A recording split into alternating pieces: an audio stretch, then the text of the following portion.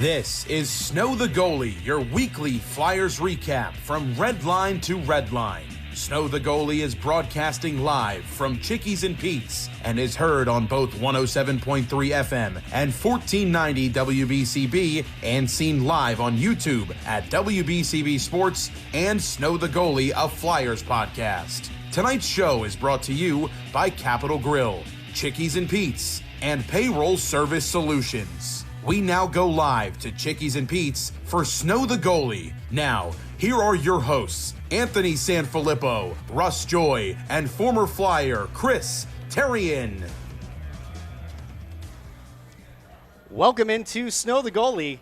We are live from Chickie's and Pete's in South Philly. Oh, and it's early. It's, I believe, an hour earlier than our normally scheduled time, and that is because we have a lot going on, gents. Tonight, the Flyers take on Connor McDavid, who many consider the best player in the world, and the Edmonton Oilers, a nationally televised game. We are getting ready. Thank you so much. We are getting ready for Flyers Oilers, and I'm getting ready to dive into a crab cake sandwich. Gentlemen, how are we doing?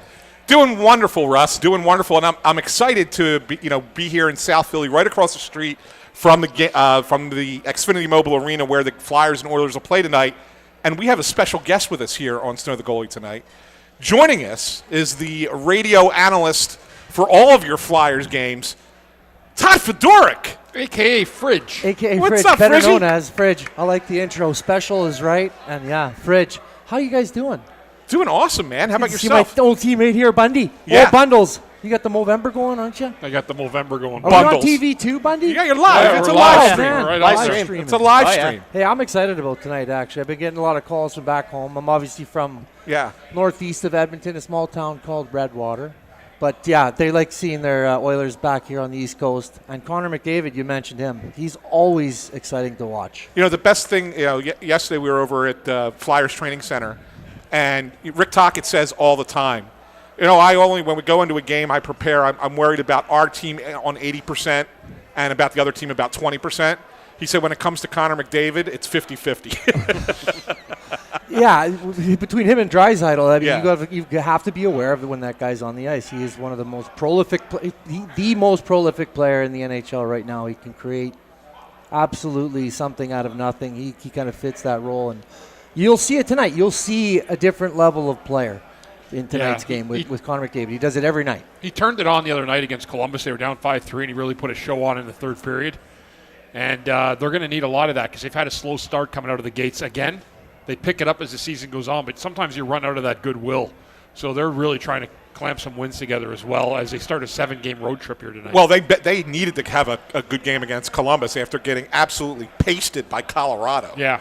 Lost that game 9-1. Yeah. One of the things for you guys that I wanted to ask you about, especially when it comes to playing this Edmonton team, is it do you feel like the Flyers have a little less pressure on a guy like Coots because maybe in the past he was really the only guy that you would put up against another team's top line, but now that Noah Cates has kind of developed into that really responsible two-way center, that now you basically have two lines that you could kind of throw out there against good players like McDavid and Draisaitl and feel a little bit more comfortable about it and not worried about, oh, geez, who the hell else are we going to put out there against these guys?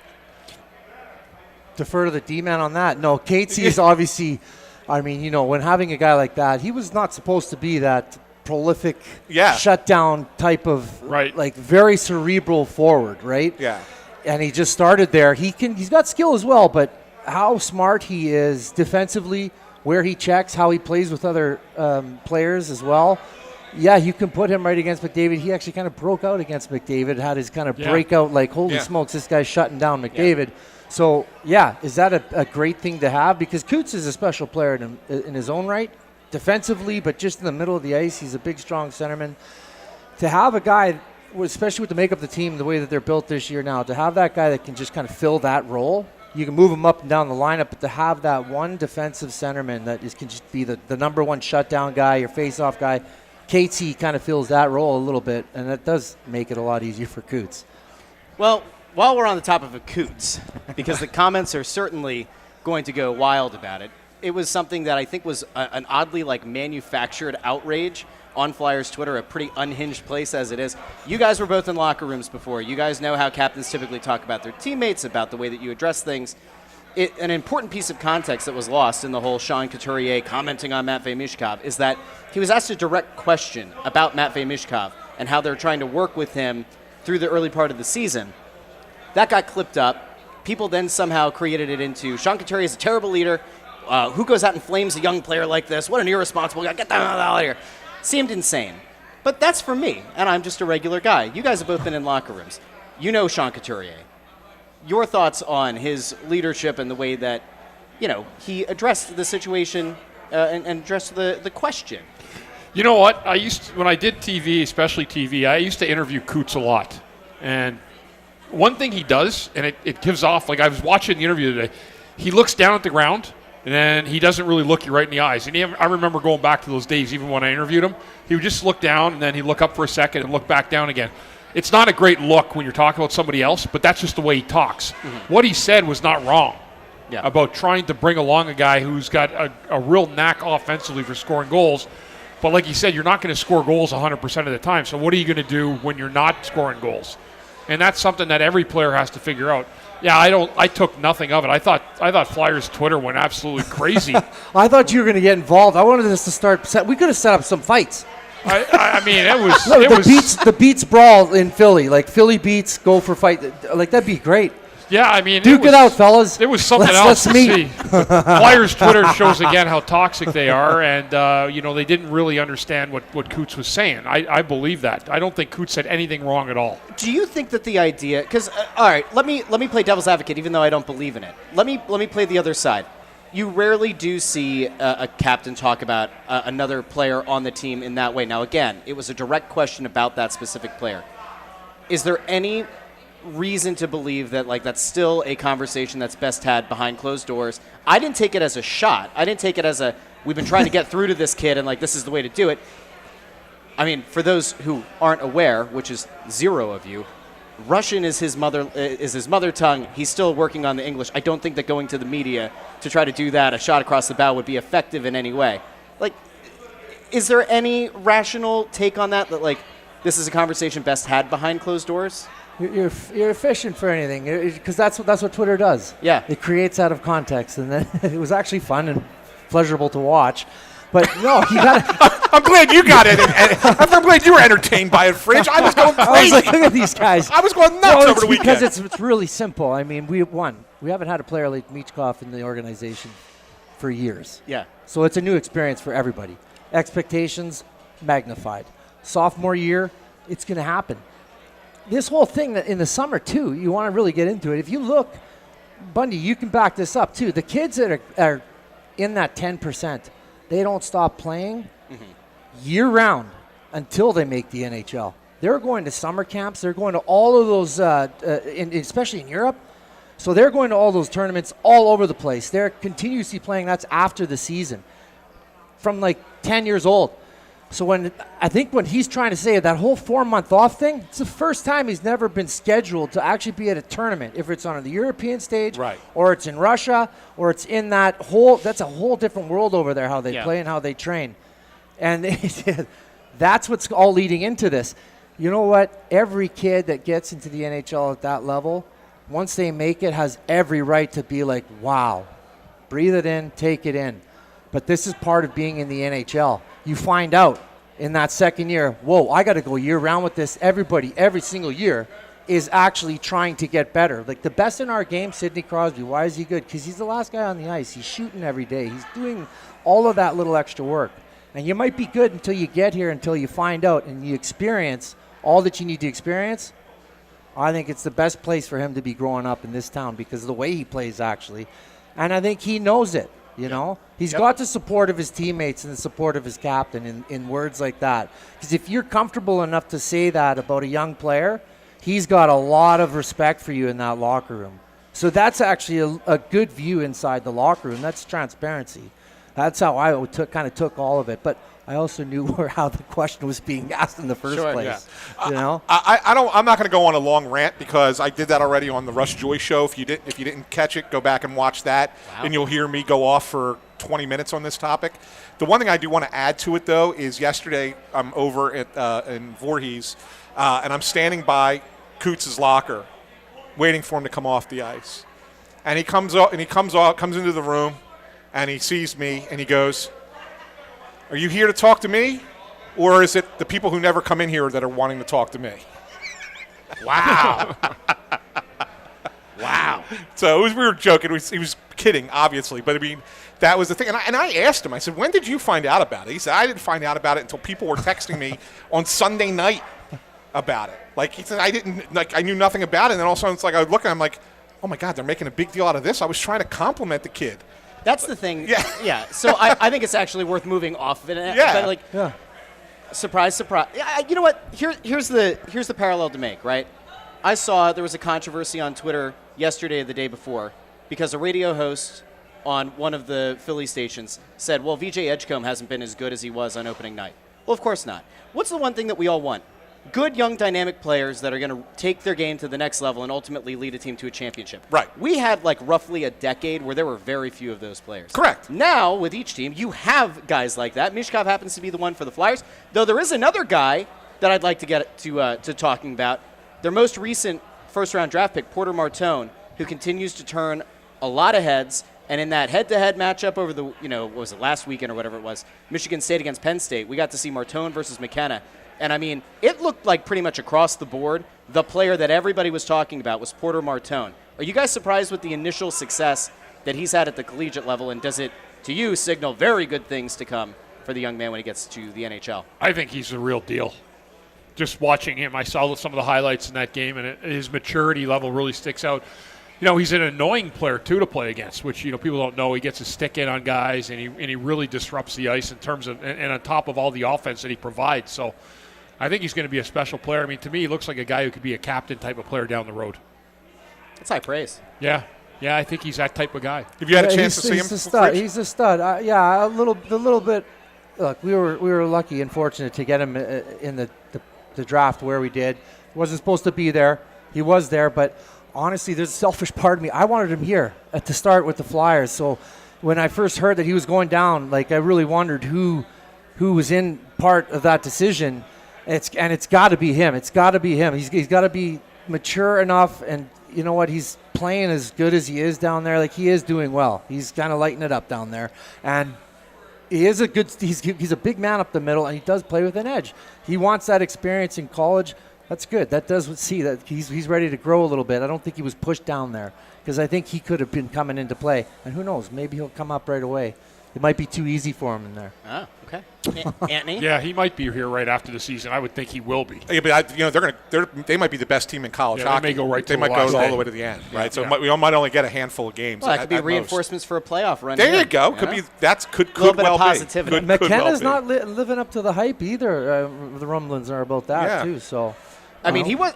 That's it's a step up. College hockey's a step up from where he was at. Yeah. It is definitely a step up. And that'll be a thing worth keeping an eye on too, because everybody's expected for 2 years now that when McKenna comes out, he's your next generational prospect. He's getting compared to McDavid. He hasn't found that success in college. Doesn't mean that it's a bust. It doesn't mean, but there's an adjustment that has to happen. Now, Anthony. Yes. I think you've got something you want to get to. Yes. Well, first of all, you're listening to Snow the Goalie from Chickies and Pete's in South Philly, right here on 1490 WBCB and 107.3 FM. You can see seen live on YouTube, Snow the Goalie, Flyers Podcast, and WBCB Sports. And it's time now for our Payroll Service Solutions Player of the Week, brought to you by Payroll Service Solutions. Call them today, 1-866-PAY-EASY. That's 1-866-PAY-EASY. Now, Fridge, every week we pick a player of the week, and we all take turns picking. Last week was the first time we had a unanimous choice when we picked Who was it? Trevor Zegras last week. It was deserving, right? Yeah. They only had 2 games since we've last broadcast, which was Thursday in Nashville and then the loss Saturday against Ottawa. So we have fewer games to pick from this week. But if I had to say to you, in those 2 games, who would you say would be the player of the week? Who would you pick? Bundy and I are on the same page on this one. We've already discussed it. Yeah, we already discussed it. Do you guys want to reveal your pick while Fridge thinks? I'd have to go with the tender. Vladar. Vladar? Yeah. Well, he had a great game against Nashville. Yeah. He really did. I mean, and that's certainly a legitimate choice. Bundy and I are going to go with Cam York. God, that sneaky guy. He's been quietly good, hasn't Yes. he, all year. Quietly good as a defenseman means when you're not talking about him, he's playing really well. Yeah. But he's added a little bit of an element of offense to his game, which he has not had in the past. Like he's on like a 5-point streak now. We've seen the growth in the defensive game last year, right? And I think that he's still got that, but now he's adding that element. And listen, they took him off the power play unit with Zegras. Most of the goals that they've scored this year on the power play have been with York and Zegras together. Now they got Drysdale back there. This is not a shot at Jamie Drysdale, but they haven't scored a power play goal since they made the switch. I wouldn't. And Tocchet kind of deferred to Yogi on this one, and so we'll see if they make the change back and they put Cam York there. But I really like the way that the power play was operating with him at the point as well. And I think that he's really done a nice job and is an underrated player on this team this year. I really believe that.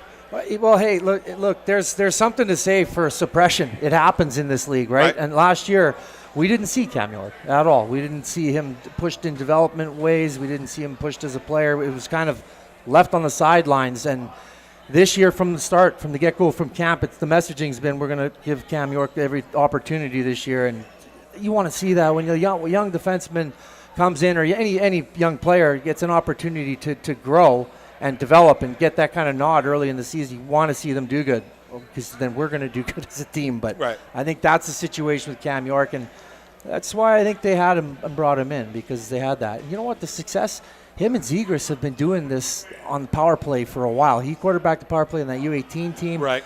So they've got history. That one play, that's the same play I seen that they pull off on a U18 power play. That behind the back pass, nice behind the back pass one time to Cam York. Pew! Yeah, just like that. And you know what? That chemistry's there, and Yorkie's feeling that too. It's good to have your buddies on the same team. Zegras and York, two players that I'm not exactly sure would have found the same success under Rick Tocchet's predecessor. I might actually team up with you guys on the York. Well, I want Bundy. What are you seeing out of him defensively? I know you watch the defenseman on it with a little bit different eye. You know what? He's been very, very good. He's had a good gap. He's moved the puck efficiently. He hasn't just thrown it away.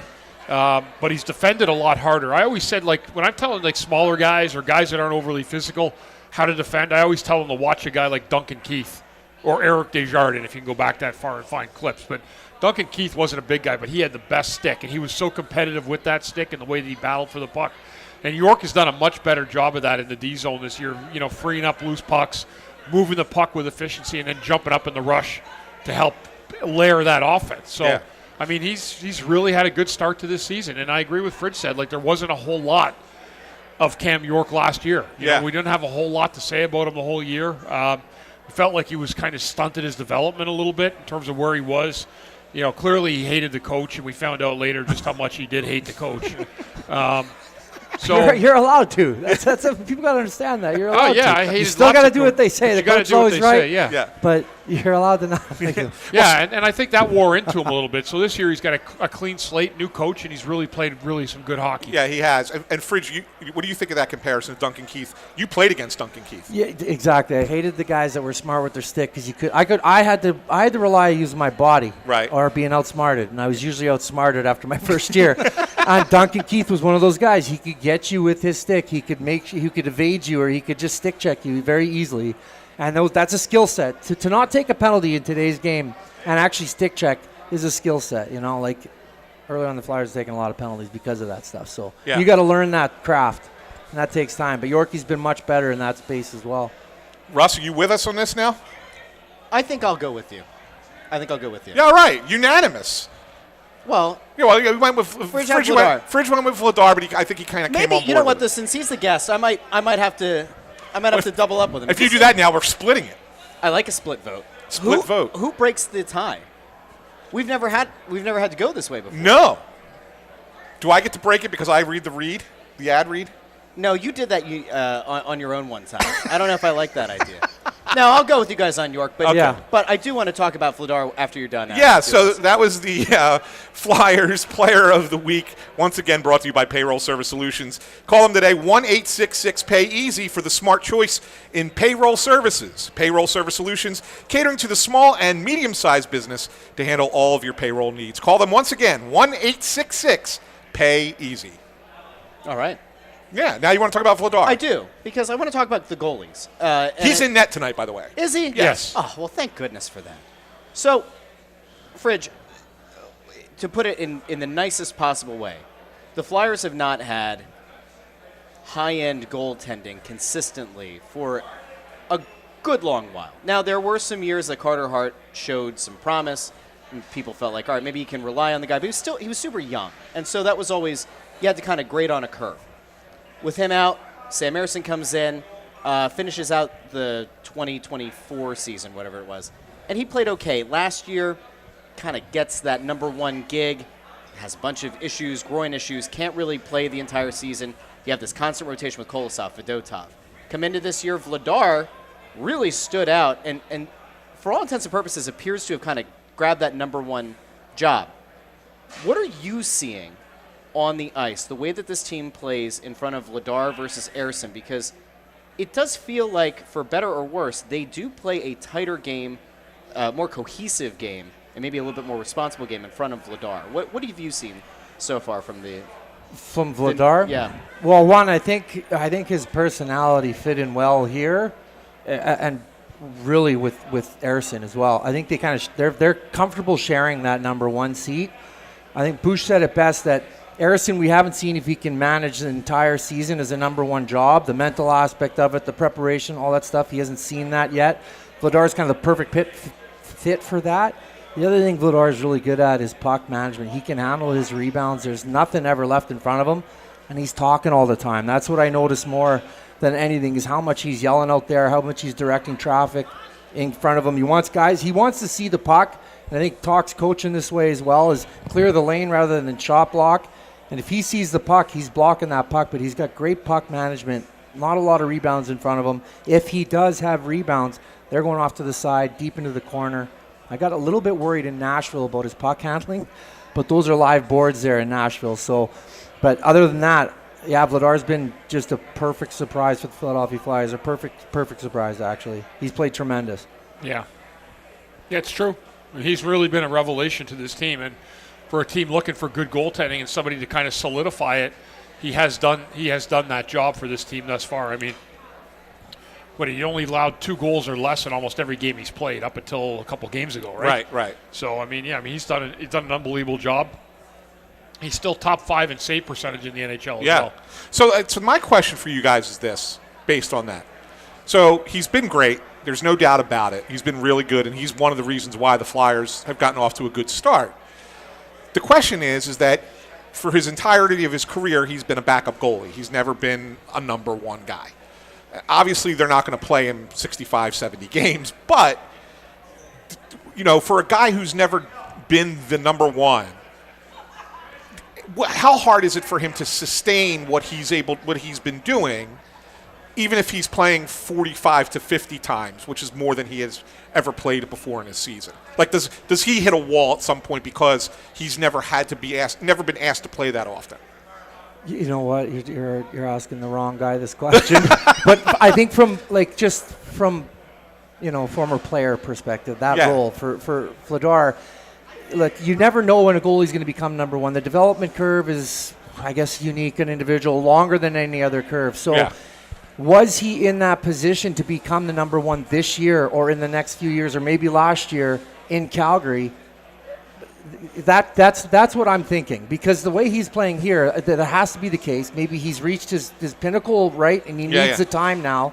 He's developed, he's mature, he's old enough as a goaltender, but then that Wolf kid comes in. Right. This kid's lights out.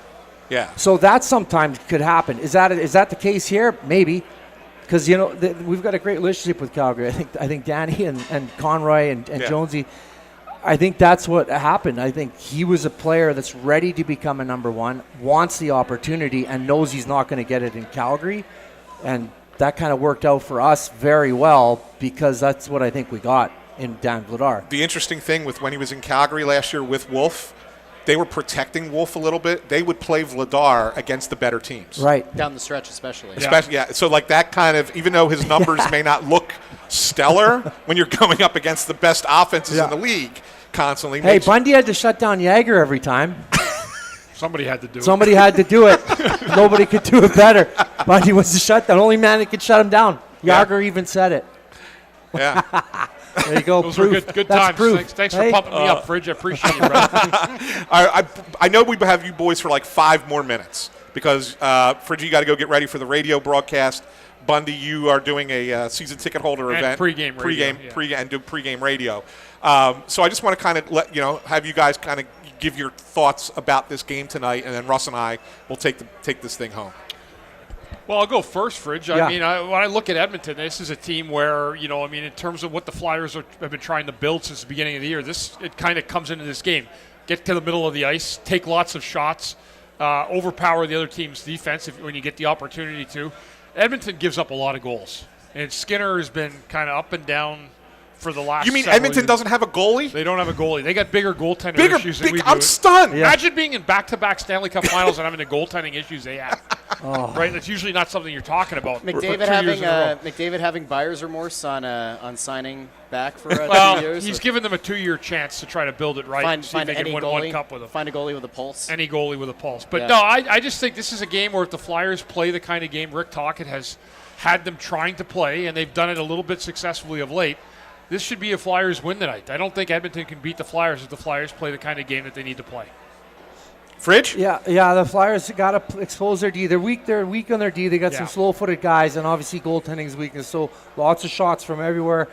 The one problem they're going to have is Edmonton's not doing well right now. They're going to get one of those teams that's pissed off, that needs a win really bad, and that's what's going to happen. Edmonton can get things together, and it can be a dangerous team. So if the Flyers play the way that they're supposed to play and continuously getting better, I think they're going to be on the winning side tonight. But it's going to be a good game, that's for sure. Flyers been good at shot suppression recently. Do you think that tonight is another one of those games where we see a lower shot total, or do you think this is one where like the skill of McDavid and Draisaitl are just such that there's nobody who can actually contain them, and it's going to be kind of open season on Vladar?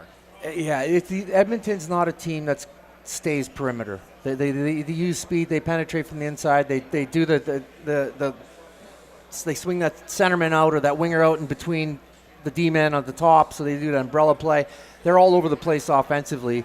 I think there's going to be a lot more shots. Flyers have been really good at, I guess you'd call it a box plus one. Or they basically play a penalty-killing type of defensive style, which you don't get a lot of shots, and you might get a lot of offensive zone time, but there's nothing happening. Yeah. And it's like a little bit boring to watch, but there's nothing happening. So Edmonton's not going to be playing like that, so they'll have to watch out. Breaking news for you guys. Breaking news. Tyson Forster, activated off of IR, will be in the lineup tonight. Whoa! Okay. For the Flyers. Carl Gunderson sent down to the Phantoms as the counter move there. So Tyson Forster back in the lineup tonight. Think they put the line back together? I do. They were practicing that way yesterday. So they changed the lineup. There was a line change real quick before you guys got to roll. They put that line back together with Forster, Cates, and Brink. But the change is they put Zegras on the wing with Coots and Mishkov. So now you got that. That means the other line is Tippett, Dvorak, and Konechny. I'm interested to see with Zegras and Mishkov together with Coots in the middle, how that plays against a fast Edmonton team. Yeah.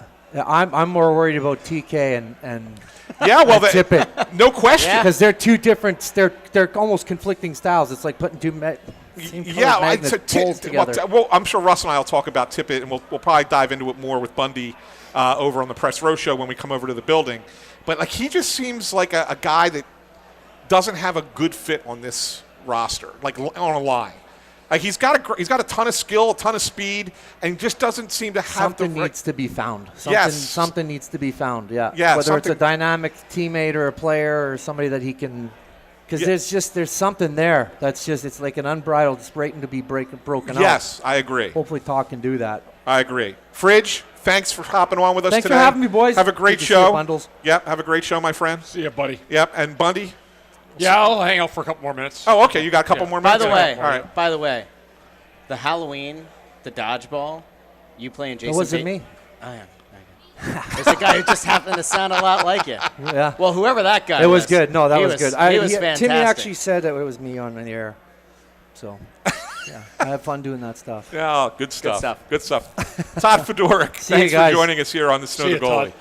Oh, he's awesome. He's awesome. What a guy. Give it up for one of my Stick favorites. Taps. Stick one taps of my favorites. on the table. Yes, absolutely. Above the table. Thank you. Yeah. All right, there we he goes. go. All right. So, I guess we can continue. I guess I should say this real quick. Let me before you get there. Okay. Listen, we've been going here for about a half hour straight. Yeah. And we once again, we haven't mentioned it today, but if you're out there and you're watching or you're listening or whatever on YouTube or Facebook or X and you want to have a conversation, you can give us a call. 215-949-3232. Again, 215-949-3232. Let us know what you think. Weigh in on everything we had to say. Do you have a different player of the week? What are your thoughts on Tippett? Konechny. A lot of people, we'll get to this in a sec, but let's kind of wet the whistle a little tease. While some people have been very concerned about Mishkov, it seems like maybe there hasn't been as much concern about an Owen Tippett or a Travis Konechny. We'll get there in a little bit, but first. Oh, now I can go. Okay. Go ahead. I'm telling you, I'm looking around Chickies and Pete's right now. Yeah. Really good crowd here tonight. Really good Flyers crowd here tonight. A lot of Flyers jerseys sitting out there at the tables. This is the perfect place to watch a Flyers game. It is. And I'm sure it'll be a great crowd in here for the game tonight. But even when they're on the road, head out to Chickies and Pete's, grab a basket of crab fries, which Russ and I have between us. Go to one of their specialty pizzas, the Lisa Blonde lobster pie, the shrimp tomato, the hot honey pepperoni. Bundy gets the traditional every week, right? Yep. It's awesome pie. Russ got the crab cake sandwich. I had the barbecue burger tonight. All good stuff. So stop by the flagship location where we are tonight in South Philly or any one of their 17 locations. And make sure that you check out a Flyers game. And if you need to find out more information, go to chickiesandpete's.com to check out for all of their upcoming events and more. I've actually been told we have a call. Great. See? Ask and ye shall receive. And then we'll get to that's why they give the number out on radio. That's correct. Right? So okay. we'll get to the Tippett and the Konechny thing here in a second. But first, we're going to go out to Keith. Keith, you're on Snow the Goalie Radio. How are you tonight? Gentlemen, good evening. How are you guys? I'm doing great. That's awesome, Keith. Where are you calling us from? I'm out in Ohio now. I used to live near Harrisburg. Okay. Outside Harrisburg in a little podunk town with 200 people in it. Oh. Yeah, right. Okay. Yeah, that's great. Hey, a couple things. Off Fridge and Bundy on the same show. That's a throwback for me. Takes me back to the good old days. The good old days. Right, but Bundy, we talked briefly at the end of last year. How's your recovery program going? Is that still going well? Doing great. Yes, sir, it is. Yeah. Getting lots of people help and Excellent. still doing that. Good. Hey, I know just a stranger, but we're proud of you for the effort you put into making that happen. That's a real big thing for you to do. Thank you very much. I really appreciate that. Yeah, for sure. But my actual Flyers-related question. Yeah. What are we going to do when we have Martone come in and we are already overflowing with wingers? It's a great question. It is a great question, Keith, and thanks for the call. We'll give you that answer. I always say to a question like that, they'll figure it out. Yeah, no, it's a good problem to have, right? I mean, it's their the Flyers still need centers. The Flyers still need defensemen. They have a glut of wingers. So if you're going to go out and trade for a center or trade for a defenseman, you're obviously going to probably move a winger at some point. Who that winger is, we'll have time will tell. People are going to keep fighting for jobs, and keep in mind, it's not just Martone. Like they have high hopes for Bump down in with the Phantoms. I know he got off to a slow start, but he's starting to they start to feel like he's getting there soon. So they have other guys that they feel like that are going to be coming into this lineup, and where are they going to fit? Yeah. So somebody's going to have to go out. And I think that's why when you hear about the rumors that are going around, they're going to trade Owen Tippett. I think that's just people saying, there was a chat between general managers and they ask about a certain player, and that's how those rumors kind of get out there. Doesn't mean there's anything imminent, but I think that's probably where you're going to look first, if in fact you get to a point where Tippett is still kind of inconsistent and doesn't have anybody keeping him scoring on a regular basis. That may be the direction that they look to go. And the reason is, and this is the thing that's most interesting, and I know a lot of people think it's a bad contract, right? But it's really not. Which contract? Tippett. It's a bad contract. And I'll tell you why it's not a bad contract. guys are currently getting paid. You're starting to see the new money that's coming out, right? Mm-hmm. Twice what Owen Tippett's making now. Yeah. So 7 years from now, at the end of Owen Tippett's contract, where is a player in your roster making $6 million? Yeah, right. At the bottom of the lineup. Right. Right? So it's not a bad contract. The part of the contract that's a little bit concerning is the limited no trade clause. So he can able starting next season, and for 4 seasons, he can pick 10 teams that he cannot be traded to. So it does limit what you can do with him starting July 1st. But if you decide you're going to trade him before July 1st, then that doesn't come into play. So therefore, it's, as of right now, it is not a terrible contract. You can argue that the length is maybe a little long, but it's not like, oh my God, this is going to bury them for years. It's not. It's an affordable contract for the type of player that he is. If I were a hot take artist, I would offer that I'm not sure he's in the NHL in 4 years. Well, but I'm not a hot take artist. I'm glad you're not a hot I'm take not a artist hot because take that's artist. ridiculous. He will be in the NHL. He has a skill. His skill is speed. It's something that can't be taught. The speed doesn't matter if you can't actually execute. He's so streaky at this point, and he makes boneheaded plays on the ice. Now, he's still young-ish. Will he learn? Sure. You certainly have to hope so. Now, the $6 million, 6.25 or whatever it is that he's making right now, yeah, you could look at, like, what does it look like in 6 or 7 years? Fine. That's not what teams are trading for right now, right? No, but the teams are signing players for twice the amount of money. So the average who's getting signed for $12 million though? That's your top line. That's on the level of Tippett. Nobody. But what Okay. I'm saying, that's my point. So you're over the course of the next couple of seasons, your top players are going to be making 10, 12, 13, 14 million dollars as that cap keeps going up, and Owen Tippett's still only making 6. So he's further down a depth chart at $6 million because it's saying, oh, well, if we're paying top line guys 2 to 2.5 times that, then that's what that's what a third line guy is. Third liner is going to be $6 million. Yeah. Okay. Yeah. So that's why it's not a bad. It's in the moment you look at it and go, that's a lot for 2025, 2026. Okay, fine. But over the course of the next 2 to 3 seasons, it becomes a much more affordable contract. I agree with Anthony on this. And with that, I've got to get going. All right. Thanks guys. Bundy. Thanks, crowd. We'll catch you guys after. Thank you. You'll see Bundy on the Press Row Show in a little over an hour or hour and a half. That's correct, because we are don't forget, we are here. We're doing this show until 6 o'clock. Then we go run across the street. We're actually running. I don't know if anybody knows this. We are actually running from here over to the Xfinity Mobile Arena for the Press Row Show at 7 o'clock. 7 o'clock start. Bundy will be on pregame radio over on the Fanatic, and then we're going to be, I plan on winning that race against you, Russ. I think that will happen if I have an asthma attack. And also fall asleep for an hour and a half. Then I like your chances. Otherwise, I'm not so sure. Now, okay. Let us know. Listen, if you're out there and you want to chime in, by all means, let us know. 215-949-3232. What's the nice way? Uh-oh, I just lost sound in here. I don't know what that was. I can hear you. You can still hear me? Okay. Yeah, so your mic's on. Yeah. Okay. I'll figure it out. I'll be loud so you can hear me. I appreciate that. So the Tippett deal to me was not great. I guess I'll take that. The Tippett deal to me at the time felt like not a Hail Mary, but it certainly felt like you're trying to figure this thing out on the earlier side of things, and you want to try to get ahead of it. So let me ask you, what fundamentally changed? Who gave Owen Tippett the contract? Danny Briere. Okay. So Danny wanted to get ahead of it with Owen Tippett. Yeah. Trevor Zegras is a restricted free agent. Correct. Trevor Zegras is a significantly better player than Owen Tippett. Why are we not hearing right now that they are close to a contract? I saw that Elliot Friedman kind of threw something out, I think, on 32 Thoughts that, they like the player likes being here, yada, yada, yada. I wrote it. I wrote it 2 weeks ago, right? Or a week and a half ago. Yeah, that they clearly are hoping that at some point they might be able to find a healthier number for the team. But, realistically, Zegras continues to play well.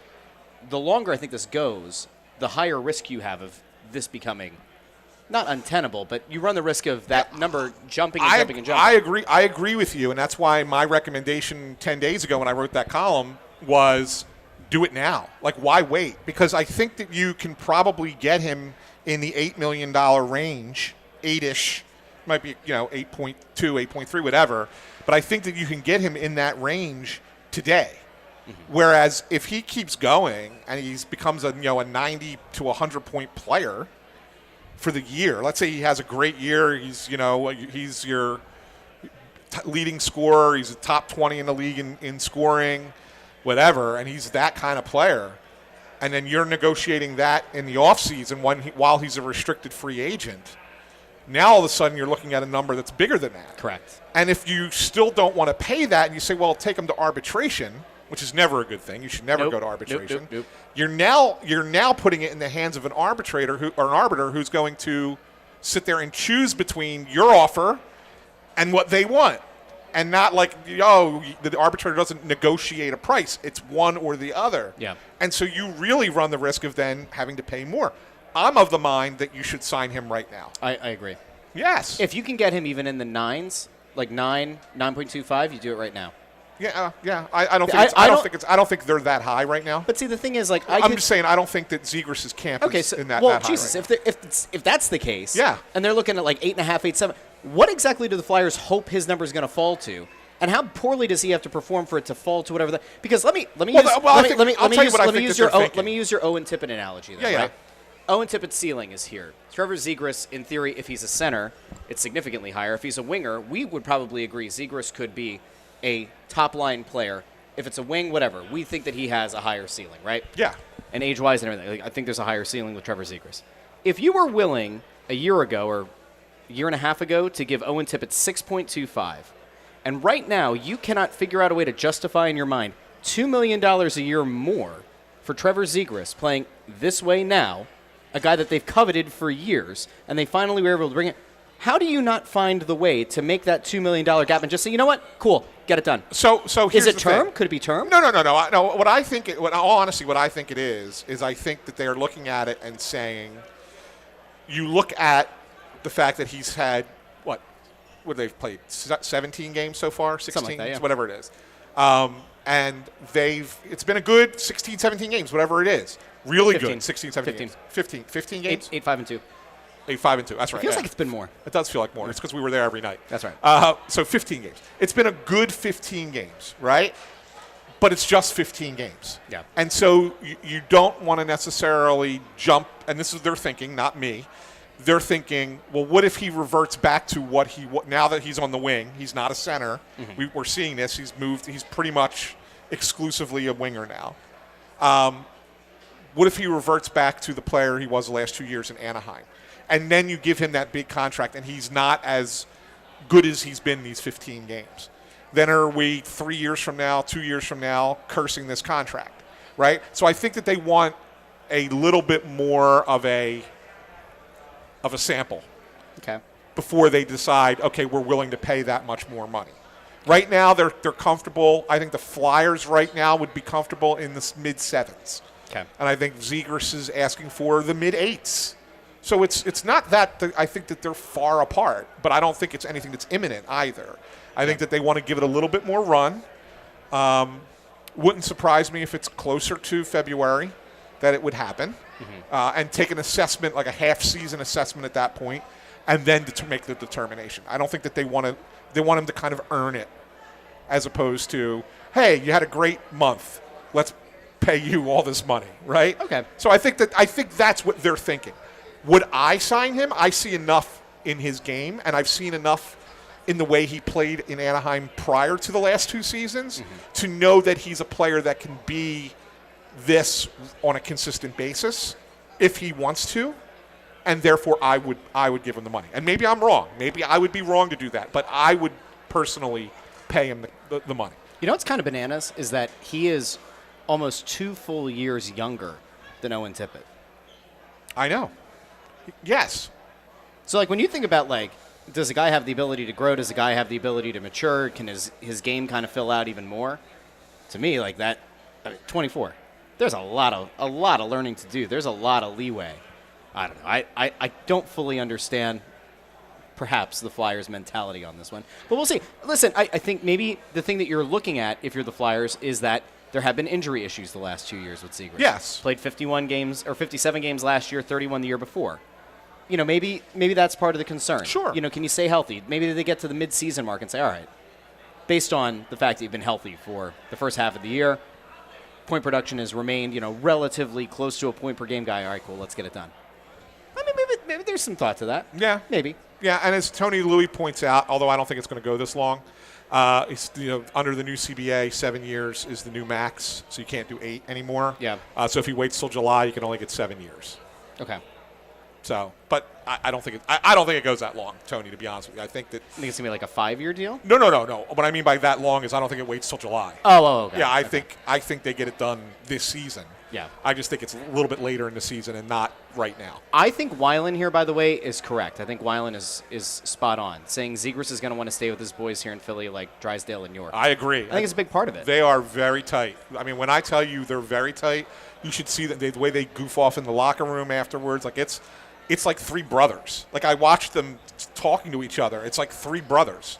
And York's the quiet one, but Zegras and Drysdale are the more animated, fun, like the fun guys, and York's like the big brother in a lot of ways. But yes, they're very, very close, and I think that that's important, and I think that the Flyers recognize that, and I think that that's one of the things that they wanted to make sure that they did. So when they locked up Cam York last year with his contract, it was that, okay, now if Zegras comes in and he's able to be the guy he's going to be, we're going to lock him up. And then, you know what I'm saying? Like, Drysdale's had a pretty nice season so far. Not off the charts great, but certainly a lot better than he was a year ago. And so, like, he's trending in the right direction. So there's another guy you want to say, okay, these 3 guys who are like brothers could well be a part of our core for the next 5 to 8 years. And that's something that we want to have happen. And I wonder, what's the you think about it, right? If you have a team that has a young enough core that all starts to grow and blossom together, we always joke, and I joked about this the other week, where I was like, well, if you need that solution to that number 1 defenseman issue, Quinn Hughes is a free agent in 2 years. Yeah. And has a very good relationship with Rick Tocchet. Yeah. And does he look at a young core? Maybe that is in some way anchored by Zegras, York, Drysdale, and Zegras and company. is tight with him, too. So there you go. I mean, he's tight with all 3 of the Hugheses, but he trains with them in the offseason. He goes, hangs out with their family home up in Minnesota, I think it is, or Michigan, Michigan. I forget what one of those M states up there. Yeah. But anyway, he goes and hangs out with them. So you got that as well. So like you're not wrong to suggest that. Yes, if Quinn Hughes becomes a free agent, there's going to be 30 teams that want him, right? Yeah. But that is certainly something that you look at and go, oh man, that would be an attractive thing for him to play with guys that he's tight with and friendly with on a team with a lot of young players locked up for a long time. So that's a positive, all right? Like there's a potential path there. Yes. I want to get to another guy that I think it's fair to have some concern about now. Travis Konechny. Production just has not been there yet, and he's a likable guy. He's a guy that when he's going well, and when he's chirping the opposition, and when he's like fully invested in and engaged in the game, this team plays better. They have always played better when he's like that. But when he's quiet, when he's maybe not totally on his game, their play as a collective unit kind of suffers. He's your highest paid forward. He's got 3 goals this season. 2 of now 5. I don't count. 2 of them are empty net. So 3. Everybody's got empty net. 3 goals. 3 goals from the regular run of play. Okay. Empty net, whatever. Yeah. You could make an empty net goal. Yes. So, everybody. So we're not gonna. Are we taking away empty net goals from everybody? Alex Ovechkin. Well, I'm just trying to make a point. Alex Ovechkin would be nowhere close to Gretzky's record if we took away empty net goals. Well, I mean, take everybody's empty net goals away, and he would still be the number 1? I don't know. For the purpose of this, though, like an empty net goal is lovely and like it looks like a stat, but it's a hollow stat. It's 3 goals, 15 games into the year. You don't like to go back to look at last year, but he didn't score in his last 10. And I'm wondering, is there a possibility that there is a guy putting too much pressure on himself, or is this who Travis Konechny is? Because if it is, that'd be bad. Is he putting a lot of pressure on himself? Is he maybe gripping the stick too tight, trying to force something to happen? Like, where do you land on his play so far? So you realize he does have 5 goals. I know you want to take away the empty netters, but he's on pace for 27. Yeah. That's 27. It's slightly below what he would do. Sure. But all it takes is one hot streak to get back above the pace for 30, and then all of a sudden you're like, okay, well, that's what Travis Konechny is because that's what he's been. Yeah. And that's fine. So, like, yeah, 5 goals in 15 games. Would you wish that he had 7 at this point? Would that make you feel a lot better if it was 7? Yeah. Okay, so I guess, he's maybe. So he's 2 Maybe. goals off pace. I don't know. So I think that when they signed him, the hope was that he was going to be a guy who would comfortably be in the 30s. Maybe he didn't have 40-goal upside, but he'd be somewhere in that mid-30s-ish range. Right, and they thought Tippett was going to be the same thing, right? That's kind of the hope. And from year to year, guys are going to fluctuate, right? It's like just like when in baseball you think a guy's going to hit X number of home runs, and then they have a down year and they don't hit X number of home runs. And then the general manager says that we'll wonder if he's going to be a lead again, right? Like, I mean, like, it's the same concept, Sure. right? So it's the same thing. Okay. So go back a few years. 31 goals in 60 games. You Yep. go, there we go. There's the goal scorer we're hoping for. Yep. I don't think anybody was like, oh, Travis Konechny, 50-goal scorer. Right. I think it was like, all right, cool. Like, that's pretty darn impressive. Right. And then you go to the next year. He adds 2 more, 33 goals in 76 games. So, Yep. all right, a couple more goals, but Okay. bigger sample size. And then last year, the bottom really did kind of fall out. I mean, it was a dip of 9 goals. It's Right. 24 in 82 games. Now, Right. it's great that from the Ironman perspective, he could play 82 games. But 24 is certainly not what you needed. I think that the big issue is like, so we could talk about the lineup tonight, right? Like if it ultimately what was in practice is what happens in the game. Zegras, Couturier, and Mishkov. Well, you could see that line and say that's probably going to work, probably. You hope, yeah. And then you look at this line of Tippett, Dvorak, and Konechny, and I'm not really sure how that's going to work. I'm not sure either. I don't even know if it will work. I'm not sure either. What exactly? So we had the conversation before the last game that, like, in order to unlock Tippett, maybe he needs to play with Zegras, but Zegras isn't a 200-foot center, so you're like, that might not work, and it didn't. What exactly do you think Tocchet is trying to do or accomplish by having Dvorak with those two?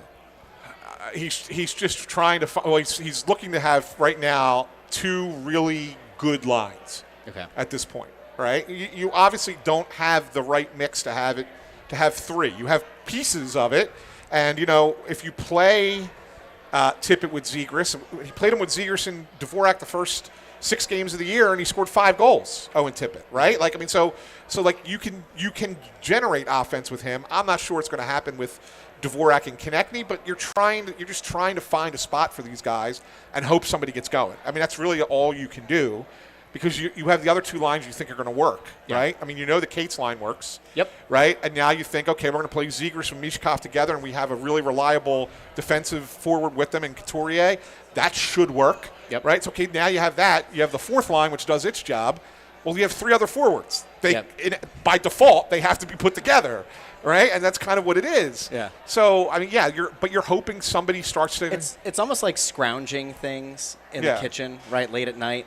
You're looking for a little snack, and you're like, all right, I've got some peanut butter, got a little bit of bread, maybe some crackers, and you go, I have some shredded chicken, and you think to yourself, well, peanut butter can go into pad thai, and chicken can go into pad thai, maybe it'll work, and then you put it together. And maybe it doesn't. It depends on it depends on your state of mind how well it works. Guess what? But Who was the first person that put peanut butter and banana together? Hey. Or who was right? Thank you. Right? Very much. Right? Yeah. Elvis put peanut butter and banana together, and he used to put it on a hamburger. As a matter of fact, on a hamburger? there's a place in Atlanta called the Elvis Burger. It's peanut butter. That sounds gross. Peanut butter. It's actually pretty good. Is it? Yes, it is. Did I Actually, ever tell you about the fluff burger? No? Marshmallow fluff and hot sauce? It's up at a place like in... not with hot sauce. I've seen fluff on a burger before, not with hot sauce. It's up at a place in Schuylkill County, I have to tell you about. Okay. It's like a pepper... It's almost like a pepper jam. It is like the spiciest pepper jam you've ever had. Yeah. And then they put But the so fluff. think about these combinations, right? Yeah. Like, so who would have thought that? I mean, you say it out loud, it's like, oh, that might be disgusting. So Tippett is the hot sauce. All right, could be. Konechny's the burger, and There you go. Dvorak is the fluff? Could be. I don't know. Could be. All right. And maybe it Great works. analogies here on Snow the Goalie. Maybe it works. Come for the hockey Maybe it analysis. works. Stay for the weird food conversation. Don't forget that the on-site host for each and every week for Snow the Goalie is Chickies and Pete's. No matter the sports season, Chickies and Pete's has you covered. Start the meal off right with some of their delicious red garlic or spicy white wine menu mussels. Before you indulge in one of the mouth-watering burgers like the Ultimate Tailgate or the Fightin's Burger, or like I had the barbecue burger today. And then you can come out and there are 17 different locations. I can't tell you where we're going to be next week. Okay. Because we might be moving next week as well. Really?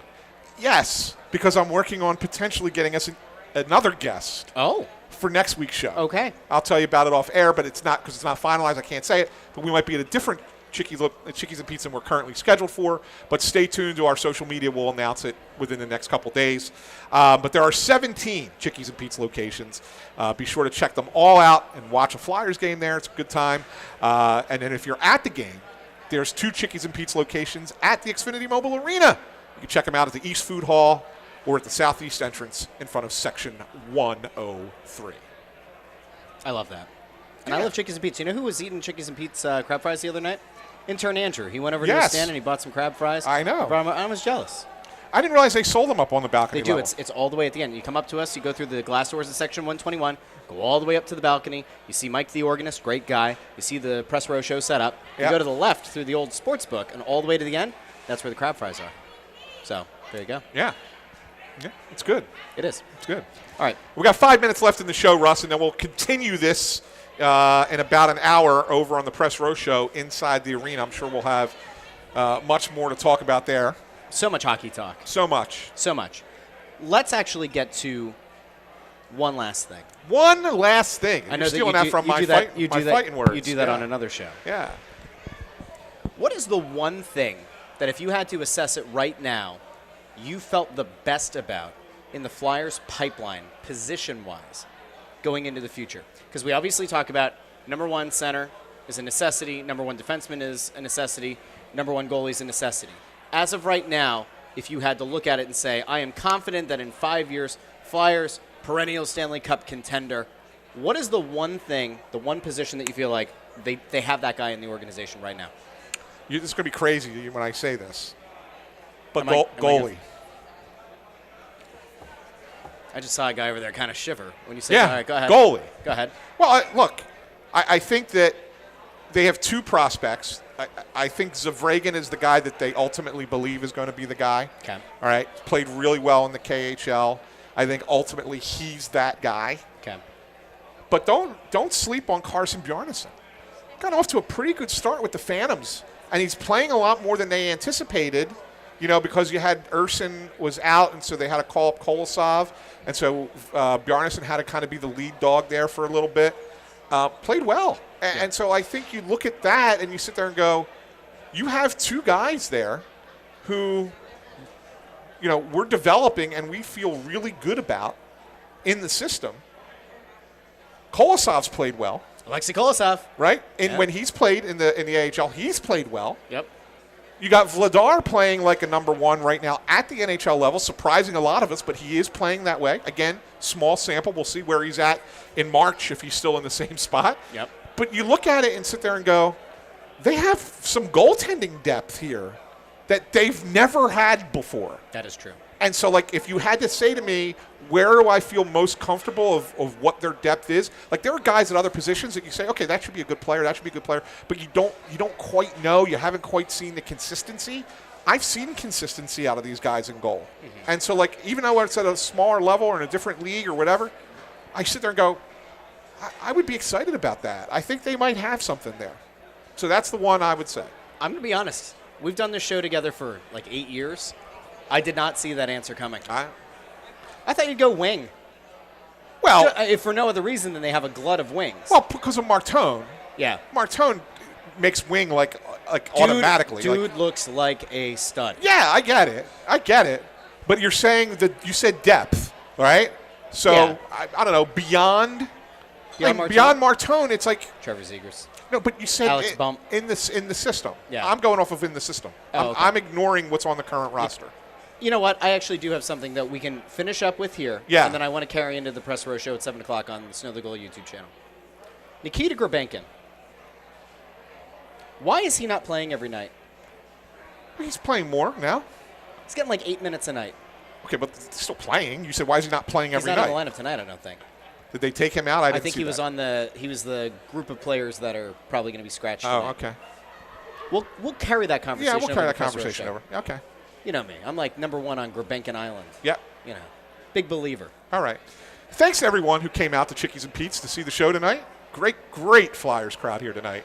That's awesome. Love to have you guys out here. And I guess we'll see you over at the arena. At the Xfinity Mobile Arena. Big thank you to everybody who tuned in live over on WBCB Radio, as well as on the Snow the Goalie YouTube, Facebook, and X. Don't forget, you can always find the show in podcast form. If you jumped in late, if you're in the car listening, if you're wherever, and you got here late, don't forget, you can also find the show in the podcast feed, Apple Podcasts, Spotify, Pandora, Amazon Music, wherever you get your podcasts. We will talk to all of you at 7 o'clock on the Press Row Show. Everybody have an absolutely delightful evening. We'll talk to each and every one of you very soon. You're listening to 1490 W.